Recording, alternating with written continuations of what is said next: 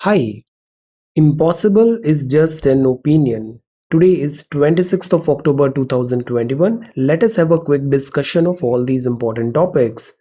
Rapid जी के yesterday questions के answers हैं। जॉन स्टुअर्ट मिल ने लिखा है ऐसे ऑन लिबर्टी। जीरो, कोई रिजर्वेशन नहीं है विमेन का in the legislative assembly election. Chairman and members of the UPSC 6 साल के टर्म के लिए ऑफिस होल्ड करते हैं। श्री बलराम झाकर जी लॉन्गेस्ट सर्विंग स्पीकर रहे हैं लोकसभा के। श्री वोमेश चंद्र बनर्जी प्रेसिडेंट थे, फर्स्ट प्रेसिडेंट थे इंडियन नेशनल कांग्रेस के। First EVM electronic voting machine use हुआ था 1982 केरला में। आज के सवाल है, Namdapha national park is based in which state? If snow leopard is the state animal of Himachal Pradesh, then name the state tree of the state. State tree of Himachal Pradesh. Which institution released the 2021 Production Gap Report? Production Gap Report. Which body launched the Geospatial Energy Map of India? Geospatial Energy Map of India. Headquarter कहाँ पर है UNICEF का? विच spacecraft, नाम क्या है, was launched by NASA for the first space mission to study the Trojans asteroids. So these are 6 questions for today. आज की vocabulary है एडल्टरेट मतलब मिलावट करना, render poorer in quality by adding another substance typically an inferior one, जैसे food products में मिलावट होती है, एडल्टरेशन। इनटेम्परेट का मतलब है जिसमें संयम नहीं है, असंयमी। हैविंग और showing a lack of self control, immoderate. Amiss मतलब जो अनुचित है, नॉट क्वाइट राइट, इनअप्रोप्रिएट है, आउट ऑफ प्लेस है। एनर्वेट का मतलब होता है कमजोर करना, cause someone to feel drained of energy और वाइटैलिटी, वीकन। बिफिट का मतलब होता है बी एप्रोप्रिएट फॉर या फिर सूटेबल, अनुकूल होना।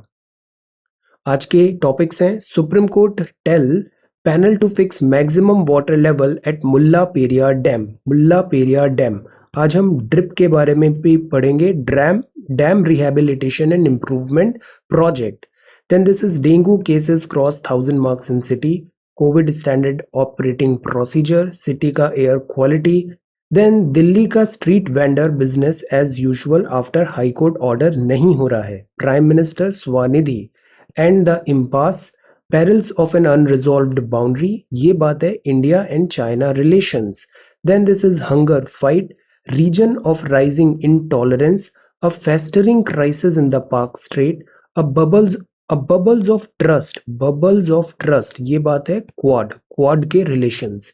Then Dada Saheb Phalke award release हुआ है, अनाउंसमेंट हुआ है, साउथ वेस्ट मॉनसून विड्रॉ हो रहा है, CO2 का एमिशन 2020, अभी ग्लासगो समिट भी होने वाला है। Then this is Pragati OS, Qualcomm run करेगा जियोफोन नेक्स्ट।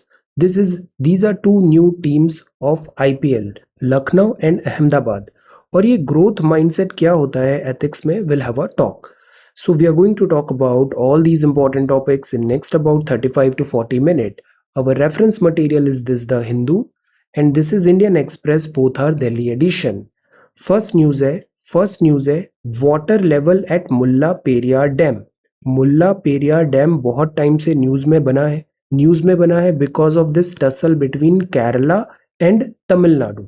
टसल किस बात की होती है कि ये जो डैम है बड़ा पुराना डैम है, इस पुराने डैम की हाइट कितनी रखनी है, बिकॉज केरला को ये डर लगता है कि ये डैम पुराना हो गया है, इसकी हाइट बढ़ाएंगे तो उससे अगर डैम टूटा तो केरला को बहुत डैमेज होगा। और जो इस डैम का बैकग्राउंड है, हिस्ट्री है, वो ये है कि जो डैम का ऑपरेशन है वो ऑपरेशन दिया गया है तमिलनाडु को, और तमिलनाडु को वाटर की रिक्वायरमेंट होती है, तो तमिलनाडु बोलता है कि डैम की हाइट बढ़ाओ ताकि तमिलनाडु के ये जो जिले हैं थेनी, डिंडुगल, मदुरई और शिवगंगा और दिस रामनाथपुरम, इन जिलों में इस मुल्ला पेरियार डैम से वाटर सप्लाई होती है। तमिलनाडु मुल्ला पेरियार डैम को ऑपरेट करता है। तमिलनाडु डिमांड करता है डैम की हाइट बढ़ाएं। ये जो डैम है वो पेरियार रिवर पे है, ये पेरियार रिवर है, डैम की हाइट बढ़ाएंगे। डैम अगर ब्रेक हुआ because it's an old dam तो केरला को ज्यादा लॉस होगा। So that is why Kerala deny करता है, मना करता है, अपोज करता है डैम की हाइट बढ़ाने से, और इसी बात पे केरला और तमिलनाडु के बीच में टसल चलता है। ये मुद्दा कोर्ट में भी गया था। तो लेट अस सी। ये 123 ईयर ओल्ड डैम है, लोकेटेड है कॉन्फ्लुएंस ऑफ मुल्ला पेरियार और पेरियार रिवर पे, मुल्लायर और पेरियार रिवर पे, केरला की इदुक्की डिस्ट्रिक्ट में है। डैम की हाइट इतनी है, इतनी इसकी लेंथ है। This is operated and maintained by the Tamil Nadu government, Tamil Nadu government. और इस डैम से जो पानी आता है वो तमिलनाडु इन जिलों में यूज करता है for drinking, irrigation etcetera, 5 of its southern districts में। ये 999 ईयर की लीज अग्रीमेंट में दिया गया था ब्रिटिश रूल में, ऑपरेशनल राइट तमिलनाडु को। तो डैम का मेजर पार्ट केरला में है बट ऑपरेशनल राइट है तमिलनाडु के पास। Dam intends to divert the water of the west flowing river Periyar eastward, ताकि तमिलनाडु के जो अरिड रेन शेडो जोन है वहां पर पानी आ पाए। तो ये जो तमिलनाडु है, तमिलनाडु की सदर्न जिले हैं, यहाँ पर मुल्ला पेरियार डैम से वाटर सप्लाई करने का तमिलनाडु ट्राई करता है। तो इस बात पे केरला और तमिलनाडु के बीच में टेंशंस होते हैं। अब ये पेरियार रिवर क्या है? ये लॉन्गेस्ट रिवर है in the state of Kerala, 244 kilometre. इसको लाइफ लाइन ऑफ केरला भी बोलते हैं। It is one of the few perennial river in the state. Perennial river, perennial का मतलब क्या होता है? टेल। हिमालयन रिवर्स पेरेनियल होती है या फिर एफेमरल होती है? Perennial river is a channel that is continuous flow. Periyar river originate करती है शिवागिरी हिल्स वेस्टर्न घाट से और पेरियार नेशनल पार्क में ये फ्लो करती है। This is a very beautiful national park, Periyar national park. इसकी मेन ट्रिब्यूटरी है, this is Mothirapuzha, Mullayar, Cheruthoni and this Perinjankutty. तो ये कुछ फैक्ट्स हैं रिलेटेड टू पेरियार रिवर। ये फैक्ट्स हैं मुल्ला पेरियार डैम पे। टसल चलता है केरला और तमिलनाडु में। टसल प्राइमरली है डैम की हाइट बढ़ाने पर, डैम का जो वाटर है उसको डाइवर्ट करने पर, बिकॉज तमिलनाडु के ये जो सदर्न जिले हैं वो हैविली डिपेंडेंट है दिस डैम वाटर पे। तो Supreme Court tells panel to fix maximum water level. Water level अगर ज्यादा बढ़ाएंगे तो डैम टूटने का डर रहता है। मैक्सिमम वाटर लेवल फिक्स करें मुल्ला पेरियार डैम पे। तो ये न्यूज है this about Kerala. Then this is about militancy. Then this is will postpone NEET PG counselling centre ने कहा, लेट अस सी। सो ये फ्रंट पेज है द हिंदू का। Meanwhile dengue cases continues to rise in Delhi. Dengue, dengue और dengue के लिए ये क्या हो रहा है? फ्यूमिगेशन। जब भी सॉल्यूशन पूछें तो ये नाम जरूर आना चाहिए आंसर में, दैट इज दिस फ्यूमिगेशन। और जो स्टैग्नेंट वाटर है उसको ड्रेन करना जरूरी है। Stagnant water stinks. Dengue cases cross 1000 mark in city, सबसे ज्यादा नंबर आए हैं। मीनवाइल कोविड-19 के केसेस भी बढ़ रहे हैं, so be careful. Covid standard operating procedure must be followed during festival. तो इसको बहुत अच्छे से लेटर एंड स्पिरिट में फॉलो करना है। Covid appropriate behaviour, guards down नहीं करने हैं। थर्ड वेव अभी तक खतरा बना हुआ है। वैक्सीनेशन भी अभी फर्स्ट डोज है 100 मिलियन, सेकेंड डोज अभी ज्यादातर लोगों को नहीं लगा है। City's air quality likely to fall, ये एक और प्रॉब्लम है दिल्ली की। Air quality fall poor category from tomorrow.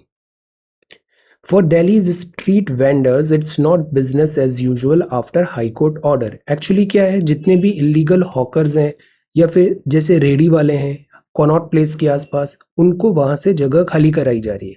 तो इससे डिस्ट्रेस क्रिएट होता है।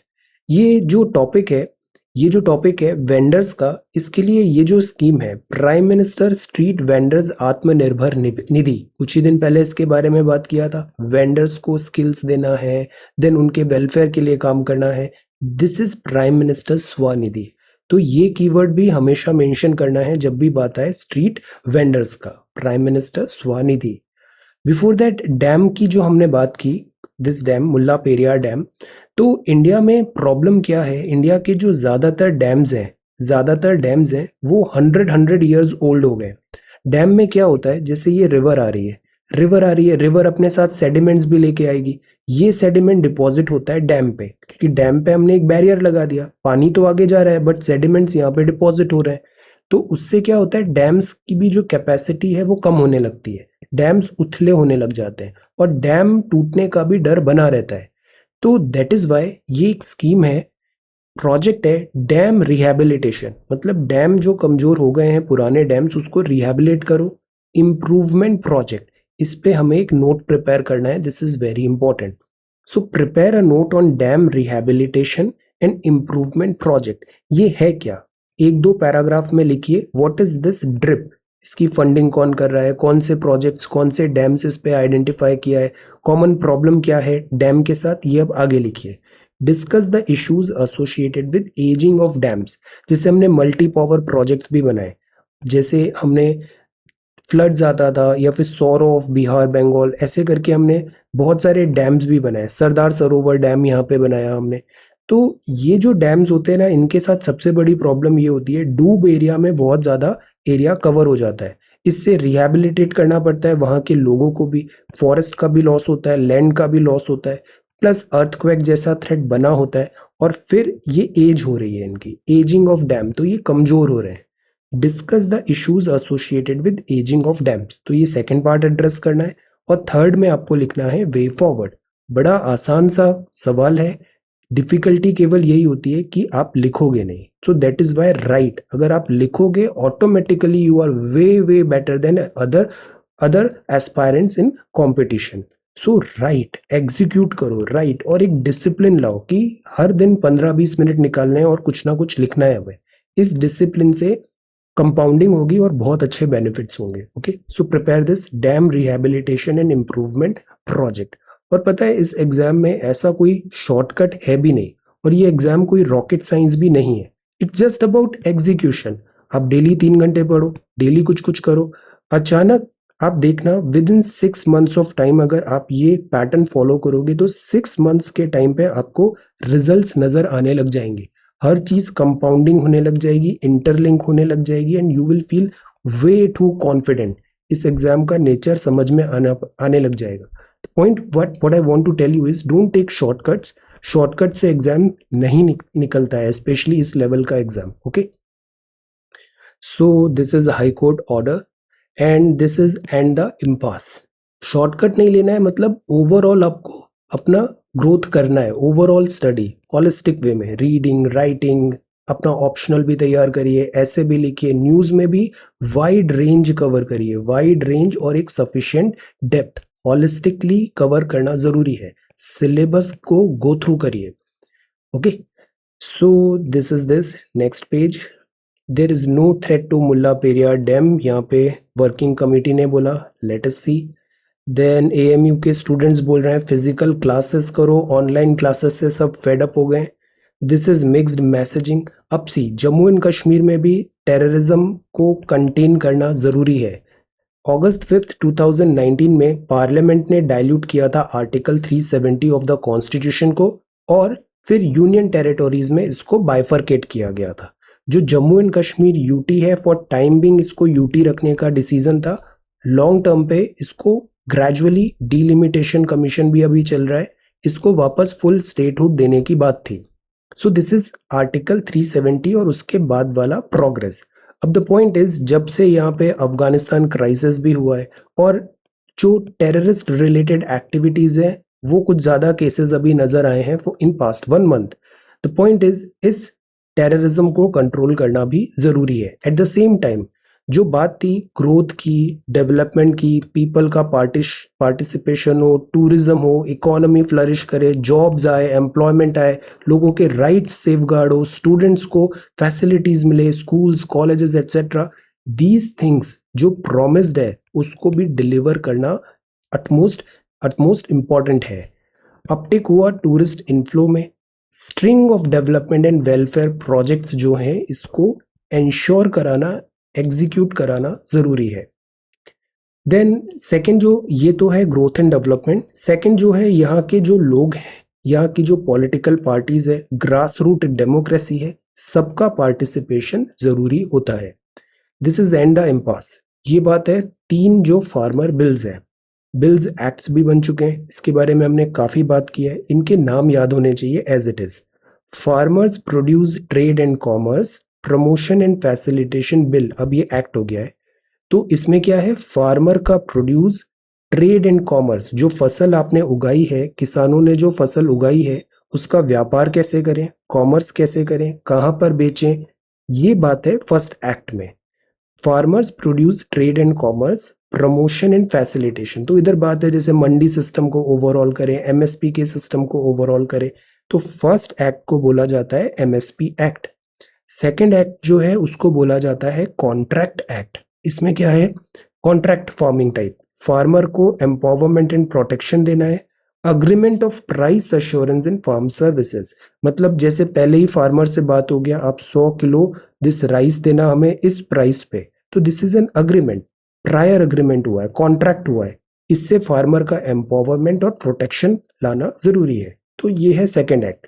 और थर्ड एक्ट है essential commodities amendment act 2020। Essential commodities की होल्डिंग एटसेट्रा, इससे रिलेटेड इसमें रिलैक्सेशन दी है, बिकॉज ये 1955 का था, टाइम बदल गया है, तो रिफॉर्म्स दिस अमेंडमेंट्स आए हैं। ये तीन नाम याद रखने हैं हमें, ये अब एक्ट बन गए हैं। इस एक्ट पे प्रोटेस्ट हुआ, फार्मर्स के एप्रीहेंशंस थे, उन एप्रीहेंशंस डाउट्स को क्लियर करना जरूरी है। The point is find a solution to the prolonged impasse over the 3 agriculture related laws enacted last year। इस पे जो लॉकजाम लग गया है, ऑल्दो सुप्रीम कोर्ट ने ये तीनों एक्ट्स को अभी स्टे लगा दिया है, स्टे लगा दिया है, और सुप्रीम कोर्ट ने ये बोला है स्टे लग गया है, अब फार्मर्स और गवर्नमेंट दोनों बैठें और इस बात पे डिबेट डिस्कशन, जो एप्रीहेंशंस हैं उस पे बात करें और एक सॉल्यूशन फाइंड करें, सॉल्यूशन फाइंड करें। ये बेस्ट वे फॉरवर्ड हो सकता है। सुप्रीम कोर्ट ने एम्फेसाइज किया public roads can not be blocked indefinitely by protesters. अब प्रोटेस्ट हुआ, प्रोटेस्ट से रोड्स ब्लॉक वगैरह हुआ, तो इधर एक कॉन्फ्लिक्ट हो रहा है। कॉन्फ्लिक्ट क्या हो रहा है, दो कॉम्पिटिंग राइट्स का। एक तरफ तो फार्मर्स के पास फ्रीडम टू प्रोटेस्ट है, ये हमारा कॉन्स्टिट्यूशन बोलता है, डेमोक्रेसी है इंडिया, प्रोटेस्ट करने का बराबर हक मिला है, तो फ्रीडम टू प्रोटेस्ट है। But at the same time roads block हो गई, और वहाँ के जो लोकल एम्प्लॉयर्स हैं, शॉपकीपर्स हैं, जो कम्यूट करते हैं, उनको ट्रबल आ रहा है, लॉ एंड ऑर्डर नहीं है। तो right to free movement of the public भी कॉन्स्टिट्यूशन राइट है। So there is a conflict between these two competing rights. अब any reform that seeks to eliminate distortions in the sector must also win the confidence of farmers. अब बात यही आती है, जो act है वो है फार्मर्स के लिए, तो फार्मर्स का कॉन्फिडेंस विन करना जरूरी है, कॉन्फिडेंस विन करना जरूरी है, because these are significant reforms, ground breaking reforms है। तो कॉन्फिडेंस ऑफ फार्मर्स विन करना जरूरी है, because they are principal stakeholders. तो ये वे फॉरवर्ड होना चाहिए इस फॉर्म एक्ट्स पे। Okay, and the impasse, solution find करें यहाँ पे। सो ये दोनों एडिटोरियल है। ये जो आर्टिकल है, लीड आर्टिकल है, निरुपमा राव मैम का है, the perils of an unresolved boundary. Actually आपकी एक बुक आ रही है, the fractured Himalaya, India Tibet China 1949 to 1962। 49 to 62 के दौर को, हिमालय, इंडिया, तिब्बत, इस पूरे दौर को इस बुक में एक्सप्लेन किया है कि एक्चुअली क्या हो रहा है। आप टॉप फॉरेन डिप्लोमेट रही हैं इंडिया के, तो जो इनसाइट्स हैं वो काफ़ी फर्स्ट हैंड इनसाइट्स यहाँ पे देखने को मिले हैं। अब अगर 49 टू 62 की प्राइमरली हम बात करें, तो ये जो टाइम था, 1947 में इंडिया आज़ाद हुआ, 1949 में चाइना आज का चाइना बना, और ये जो टाइम था शुरू का टाइम, तो आज की जो प्रॉब्लम्स है ना, उन सब के जो सीड्स हैं वो इस 49 टू 62 के दौर पे ही दल गए थे। तो let us try to understand 49 to 62 में क्या हुआ था। आज की बात देखें तो दिस इज चाइना, ये तिब्बत करके स्टेट होता था, Tibet, this is Tibet. Tibet माना जाता था एक बफर स्टेट है इंडिया और China, because India is a old civilisation big country, China old civilisation big country, conflicts होना जायज सी बात थी, एक्सपेक्टेड थे। बट बीच में अगर तिब्बत आ जाता है तो एक बफर की तरह काम करता है चाइना और इंडिया के बीच में, तो तिब्बत का होना जरूरी था। तिब्बत अगर आज की डेट में होता तो हमारी बहुत सारी प्रॉब्लम्स सॉल्व हो जाती, बट तिब्बत नहीं है। तिब्बत नहीं है बिकॉज चाइना ने एनेक्स कर लिया तिब्बत को, चाइना ने एनेक्स कर लिया तिब्बत को, और इंडिया ने इस बात पे स्ट्रॉन्ग दिस अपोज नहीं किया, या फिर सपोर्ट नहीं किया, या फिर इंडिया की जो फॉरेन डिप्लोमेसी है वो वर्कआउट नहीं हुई इस दौर पे 49 टू 62 में, कि तिब्बत एक बफर स्टेट नहीं बना रहा। अब चाइना यहाँ तक आ गया, यहाँ तक आ गया, और प्रॉब्लम स्टार्ट हो गई। तो ये जो लाइन है, ये चाइना के साथ बॉर्डर है, ये तिब्बत के साथ बॉर्डर होनी थी, और चाइना यहीं तक रिस्ट्रिक्टेड होना था, बट ऐसा नहीं हुआ। तो तिब्बत बफर स्टेट माना गया था इंडिया चाइना, चाइना के साथ बॉर्डर इश्यूज देन तभी से स्टार्ट हो गए थे 4962 के दौर में। अब ये जो बॉर्डर है ना, ये जो है ये काफ़ी लाइक डेजर्टेड एरिया है, ये बड़ा डिफिकल्ट टेरेन है यहाँ पे। तो शुरुआत में लीडर्स ने ये सोचा कि यहाँ पे ऑन द ग्राउंड जाके डिमार्केशन करना प्रायोरिटी नहीं हो, बिकॉज ये वैसे भी कोई डिस्प्यूटेड नहीं है, यहाँ कोई रहता नहीं है, लाइक दैट ऐसा थॉट प्रोसेस था। Many a times flawed advice भी मिला then prime minister, former prime minister Nehru ji को। लूजली पुट, जो प्राइम मिनिस्टर का एटीट्यूड था वो ये था, there was no room for controversy, मतलब यहाँ तो कंट्रोवर्सी का कोई स्कोप ही नहीं है। मैकमोहन लाइन में कोई प्रॉब्लम होगी ही नहीं, मैप में क्लियरली शो है ब्रिटिशर्स और तिब्बत का अग्रीमेंट हो गया है, तो प्रॉब्लम तो होनी नहीं है। बट चाइना बोलता है कि जो अग्रीमेंट हुआ वो तो तिब्बत के साथ हुआ, हमने अग्रीमेंट नहीं किया था। तो चाइना इस मैकमोहन लाइन को मानने से मना कर देता है। अब इस टाइम पे जो चाइना के प्रीमियर है झाओ एनलाई, ये भी बहुत कनिंग गेम खेलते हैं, इंडिया को डाउट में रखते हैं कि यहाँ पे क्लैरिटी नहीं कर रहे हैं, डिबेट डिस्कशन की जो इंडिया ऑफर करता है वो नहीं आता है। They try to do is buy time and build strength. तो यहाँ जो एम्बिग्यूटी है ना, चाइना इसको कभी रिजॉल्व करने में इंटरेस्ट दिखाया ही नहीं। इनफैक्ट चाइना हमेशा से, चाइना का जो अप्रोच रहा है वो ये रहा है कि चाइना इंडिया को इक्वल नहीं, चाइना अपने आप को इक्वल मानता था western countries, western developed countries में, और उसके लिए उसने ट्राई किया। Bye time and build strength, ये चाइना की पॉलिसी रही।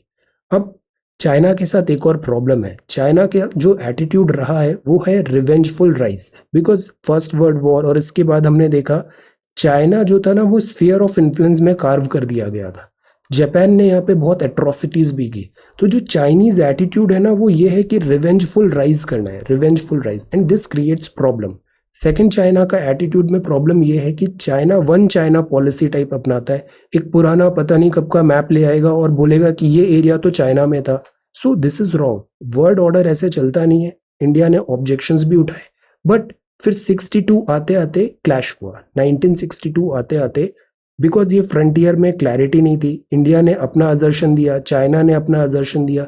एज अ रिजल्ट 1962 में फिर वॉर हुआ इंडिया चाइना का, Sino this war. The point is, इसके बाद भी काफ़ी एफर्ट्स हुए नॉर्मलसी के बाद, 62 के बाद कभी भी क्लैरिटी यहाँ पे नहीं आने दी, चाइना का एटीट्यूड था। देन ये तो था जाओ एनलाई, फिर इसके बाद डेंग जियोपिंग दौर आता है। तो पहले तो जाओ एनलाई की पॉलिसी थी स्टैंड करो, बिकॉज 1949 के बाद जो डेमोक्रेट्स थे वो चले गए थे ताइवान में, कुओमिंटांग पार्टी। तो ये जो थे वो स्ट्रॉन्ग स्टैंड बनने पर इन्होंने फोकस किया, जाओ एनलाई।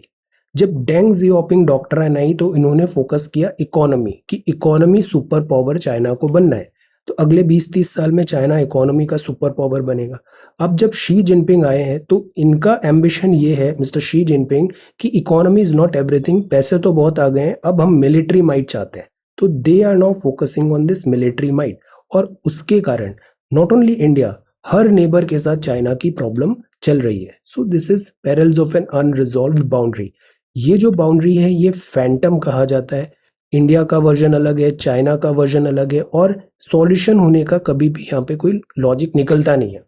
जैसे आप गलवान क्राइसिस देखो, गलवान क्राइसिस में 14-15 कितने राउंड्स ऑफ टॉक हो गए, सॉल्यूशन निकलता ही नहीं है, because China is just trying to buy time, और वहां पर वो अपना इंफ्रास्ट्रक्चर बिल्ड कर रहा है, ज्यादा फोर्सेस यहाँ पे डिप्लॉय कर रहा है, प्रॉक्सी वॉर करने की कोशिश कर रहा है।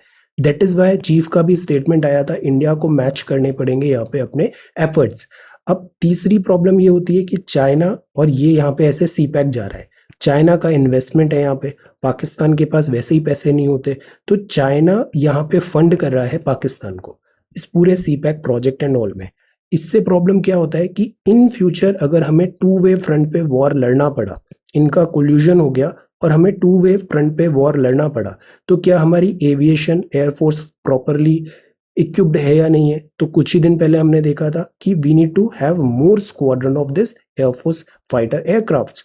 सो ये सब चीज़ है, ये पूरा क्वागमायर चल रहा है। तो इस बुक में प्राइमरली 49 to 62 का दौर एक्सप्लेन किया है, बिकॉज जो आज का कॉन्फ्लिक्ट्स है ना उसका सारा जो रूट्स हैं वो इधर 49 to 62 के दौर में है। Then this is a reminder that India still trails in the hunger fight. देखिए हंगर फाइट जो है अंडर नरिशमेंट है ग्लोबल हंगर इंडेक्स में, हमारे पास स्कोप ऑफ इम्प्रूवमेंट बहुत है। तो हमें इसमें नहीं जाना है कि इंडेक्स खराब है या फिर इनका पैरामीटर्स खराब है। नो, रैंक चाहे 90 आए आउट ऑफ दिस बॉटम से या 100 आए, rank is poor. Let's understand this fact. Composition of global hunger index में हमें बहुत स्कोप है इंप्रूव करने का, and we should do that. पिछले कुछ टाइम से वैसे ही हमारा ट्रैक रिकॉर्ड बहुत अच्छा था नहीं, पिछले टाइम से जब से लॉकडाउन लगा तो ये सब चीजें ऑन राइज है। Under nourishment, child wasting, child stunting and child mortality, ये 4 इंडिकेटर्स हैं। अंडर नरिशमेंट क्या बोलता है? पॉपुलेशन अंडर नरिश्ड है। ये जो वेबसाइट है ना, इसके अबाउट सेक्शन में जाइएगा, बहुत अच्छे से ये सारी चीजें वहां पे इन्फोग्राफिक्स के फॉर्म में दिया हुआ है, ग्लोबल हंगर इंडेक्स, और ये इंपॉर्टेंट भी है, सिलेबस में डायरेक्टली लिखा हुआ है। अंडर नरिशमेंट, तो अंडर नरिशमेंट का मतलब होता है सफिशिएंट कैलोरी इनटेक नहीं मिल रहा है, तो you are undernourished. Child wasting का मतलब होता है share of children under the age of 5 who are wasted, that is low weight है फॉर देयर हाइट, और ये है बिकॉज ऑफ अंडर नरिशमेंट। खाना ही नहीं मिल रहा है तो हाइट कैसे बढ़ेगी? लो वेट फॉर देयर हाइट, वजन नहीं बढ़ रहा है, लो वेट फॉर देयर हाइट।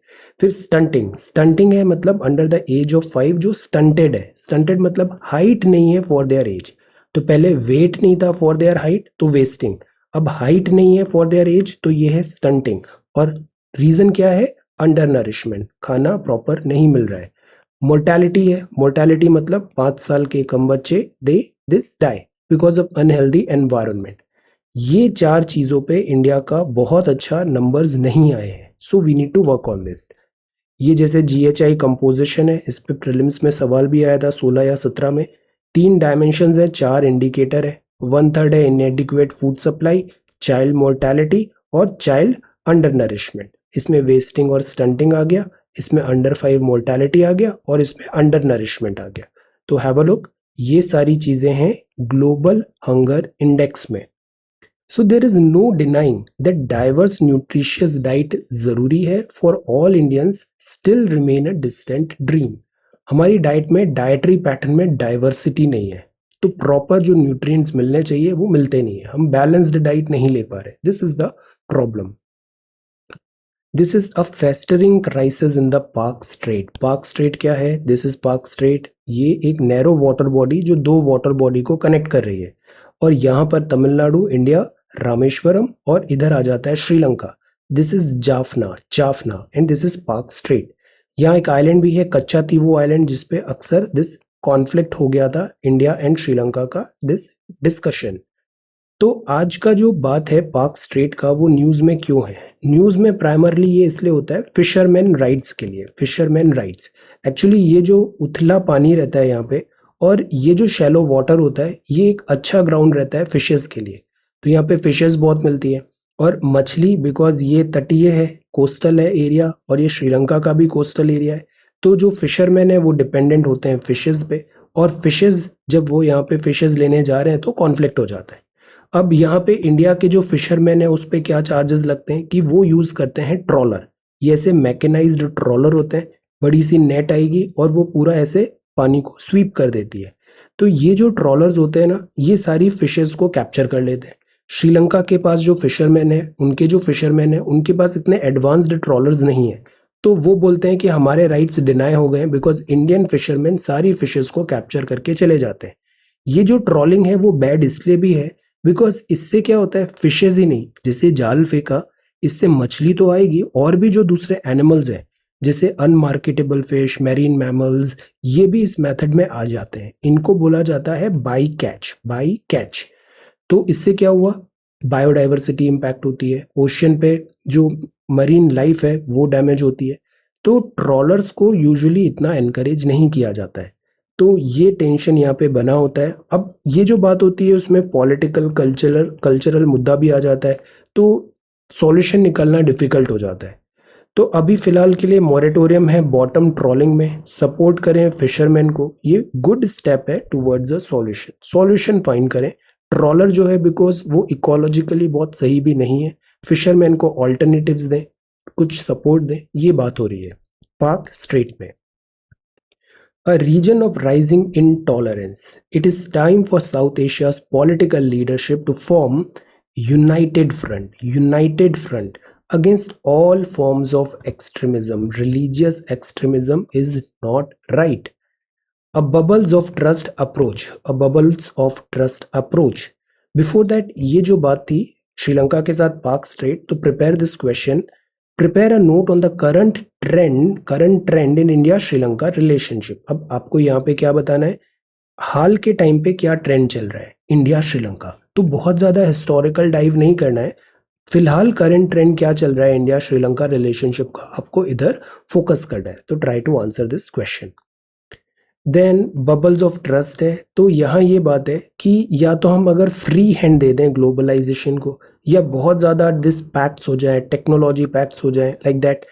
इन दोनों का एक मिडिल वे बनाए कि यहाँ पे कॉन्फ्लिक्ट हो इंटरेस्ट का 2 या 3 या 4 कंट्रीज के बीच में। तो ये एक नए फॉर्म ऑफ दिस ग्लोबलाइजेशन है जो आज की डेट पे रेलेवेंट बन सकता है। यूएस जो है वो ग्लोबल लीडर है इंटेलेक्चुअल प्रॉपर्टी में, प्राइमरली हम बात कर रहे हैं क्वाड का। यूएस ग्लोबल लीडर है इंटेलेक्चुअल प्रॉपर्टी में। जापान है हाई वैल्यू मैन्युफैक्चरर। ऑस्ट्रेलिया है एडवांस्ड नीश क्वांटम कंप्यूटिंग में, साइबर सिक्योरिटी में। इंडिया के पास है ह्यूमन कैपिटल। तो ये जो क्वाड है सबकी अलग अलग स्ट्रेंथ है और ये हैंड इन ग्लव रिलेशन बन रहा है इन सारी कंट्रीज का। दोनों चारों कंट्रीज एक दूसरे को कॉम्प्लीमेंट कर सकते हैं। तो इस कॉन्फ़िगरेशन में वैल्यूज है, इंटरेस्ट है, कॉम्प्लीमेंट्री कैपेबिलिटीज हैं और अनराइवल्ड अपॉर्चुनिटी है। क्वाड को फुल्ली टैप करना जरूरी है। क्वाड कंट्रीज मैनेज कर सकती हैं डिपेंडेंसीज ऑन चाइना। अब एक थ्रेट ये भी है, चाइना पे ओवर डिपेंडेंट हो गए और चाइना की फिर मोनोपोली हो रही है। चाइना बुली भी करता है, आर्म ट्विस्टिंग करता है। तो दैट इज वाई जो डिपेंडेंसी है उसको कम करें चाइना की। साइमल्टेनियसली एक न्यू विजन बनाए ग्लोबल इकोनॉमी का। तो वर्किंग ग्रुप सक्सेसफुल तब होगा जब जियोपॉलिटिकल कन्वर्जेंस होगा, फेथ होगा जुडिशियल सिस्टम पे, इकोनॉमिक टाइज पे, सिटीजन पार्टनरशिप बेटर होगी। ये सब चीज करना जरूरी है, तब जाके जो क्वाड है, because Quad is not about military, Quad is अब बहुत वेरिड हो गया है, बहुत economic, people to people, cultural, like that, security भी है। यहाँ इसको एनकलकेट करना जरूरी है। फिर ये है रजनीकांत साहब, दादा साहब फाल्के अवार्ड मिला है। This is illegal entries peak at US border, illegal entries US border. ये है Dada Saheb Phalke award. Dhanush and Manoj Bajpayee share best actor award, excellent. तो ये अगस्त कंपनी है, Rajinikanth sahab and Dhanush Manoj Bajpayee at Vigyan Bhavan on Monday. तो धनुष को मिला है असुरन मूवी के लिए और मनोज बाजपेयी फॉर भोसले, एंड कंगना रनावत को मिला है best actor female for her role in Manikarnika the queen of Jhansi, Panga. Malayalam movie this Marakkar for this received best film award. ये कुछ एक नाम याद रख लीजिए, बिकॉज जो नेशनल अवार्ड है ये सरकार देती है, सरकारी अवार्ड्स हैं ये। तो ये अवार्ड्स एग्जाम में पूछने का सबसे ज्यादा चांस होता है एग्जाम में। वैसे भी यूपीएससी आजकल बहुत डाइवर्सिफाई कर रही है, बाकी जो दूसरे एग्जाम्स है उसके लिए भी इंपॉर्टेंट है दादा साहब फाल्के अवार्ड कि किनको मिला, बेस्ट मूवी कौन सी थी, लाइक दैट। तो Dhanush Asuran and this is Rajinikanth sahab for this Dada साहब Phalke award. Okay, then Indira Gandhi award, have a look, इनके एक दो नाम याद होने चाहिए। Then this is CPI NCB, south west monsoon withdraw कर रहा है from India, big bounty. Monsoon इस बार अच्छा आया ओवरऑल, तो that is good. South west monsoon withdraw कर रहा है और अब चालू हो जाएगा नॉर्थ ईस्ट मॉनसून, मतलब winter monsoon, reversal of winds. This is Indo Pacific, see focus is on Indo Pacific, centre of the world बनने वाला है। Every country has to adapt to a more powerful and assertive China. सबको एक common यहाँ पे China से this threat नजर आ रहा है। Facebook undermining India's democracy, demands parliamentary panel probe, and CO2 emission in 2020 that is why जो ग्लासगो है 2015 पेरिस डील का यहाँ पे रिव्यू लिया जाएगा, nationally determined contributions and all. CO2 का एमिशन बढ़ रहा है, global climate temperature on rise है। अब इंडिया के एक्सपेक्टेशंस क्या हैं, तो यहाँ पे दिस एनवायरनमेंट मिनिस्टर ने यहाँ पे बताया, एनवायरनमेंट मिनिस्टर भूपेंद्र यादव जी ने, कि COP should be about action and implementation. Let us wait, एक दो दिन में ये मीटिंग हो ही जाएगी तो इसके डिटेल्स हम देखेंगे। एक्सपेक्टेशंस अगर इंडिया के देखें तो 3 पिलर हैं उसके। पहला, नेट जीरो पे बुलिंग नहीं होगा, नेशनल डिटरमाइंड कंट्रीब्यूशन हम वॉलेंटरी करेंगे, दूसरा CBDR, yes common but differentiated responsibility, ये फोकस एरिया होना चाहिए। ग्रीन क्लाइमेट फंड में जो पैसे देने की बात थी वो दो $100 बिलियन का फंडिंग डेवलप्ड कंट्रीज प्रोवाइड करें। So these are talks. Then Supreme Court seeks affidavit on Central Vista, ये क्या है? सेंट्रल विस्टा इंडिया गेट से दिस यहाँ पे राष्ट्रपति भवन तक ये पूरा रिवैम्प चल रहा है। Supreme Court seeks affidavit on Central Vista. This is anti diabetic medicine get price caps, और ये दिया है NPPA ने। NPPA क्या है? National Pharmaceutical Pricing Authority. ये कैप लगा सकता है, जिसे अभी कोविड में भी हमने देखा था, इंपॉर्टेंट ड्रग्स पे कैप लग गया था कि इसे 500 रुपए से ज्यादा महंगी आप नहीं बेच सकते, लाइक दैट। तो ये एंटी डायबिटिक मेडिसिन है। यूपी ने ऑयल स्टॉक लिमिट्स बताई है। सूडान में मिलिट्री सीजेस पावर इन कू, ये एक और टेंशन चालू हो गया सूडान। अभी म्यांमार में भी मिलिट्री कू हुआ। China is a builder of peace and protector of global order. Wow, we opposes all forms of hegemony and power politics. Excellent, mister Xi Jinping ये बोल रहे हैं। Iran to host meet on Afghanistan, India is not included in that talk. अभी Iran पे भी एक meet हो रहा है। सब जो नेबरिंग कंट्रीज हैं वो अफगानिस्तान सॉल्यूशन को सॉल्व करने की कोशिश कर रहे हैं। फेसबुक बोल रहा है कि इंडिया में लैंग्वेज गैप हो जाता है, इसलिए वो स्क्रीन नहीं कर पाते हैं हेट और टेररिज्म को।